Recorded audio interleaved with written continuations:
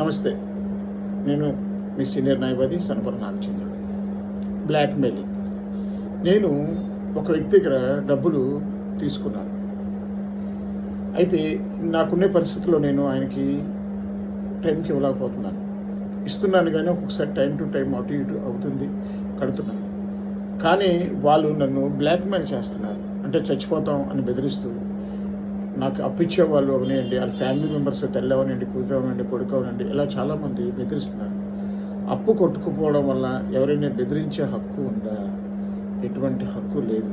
చచ్చిపోతా అని చెప్పడం మానసిక వేధింపు. మన్నాళ్ళు వేధిస్తున్నట్టే. మెసేజ్లు, కాల్స్, ప్రూఫ్స్ సేవ్ చేసుకోండి. పోలీస్ స్టేషన్లో ఫిర్యాదు ఇవ్వండి. ఇది భారతీయ న్యాయ సంహిత BNS ప్రకారం తప్పు. మీ పరిస్థితి వివరించి రాతపూర్వకంగా టైం అడగండి. ఇది మీరు అవసరమైతే కమిషనర్ పెట్టండి. నేను వాళ్ళకి బాకీ, మీరు ఇస్తానని చెప్తున్నారు కదా, నేను బాకీ, కానీ ఇప్పుడు నా పరిస్థితి బాగోలేక నేను వాళ్ళకి ఇవ్వలేకపోతున్నాను. కానీ నన్ను బెదిరిస్తున్నారు, తిడుతున్నారు, అరెస్ట్ చేస్తున్నారు.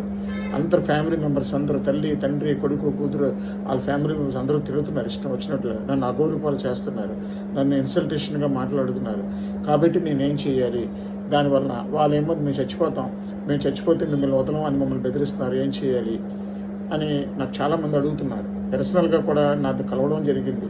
కాబట్టి నేను చెప్తున్నది ఒకటే, ఇమ్మీడియట్గా మీరు పోలీస్ స్టేషన్కి వెళ్ళి కంప్లైంట్ ఇస్తే కమిషనర్ గారికి మీకు టైం దొరుకుతుంది.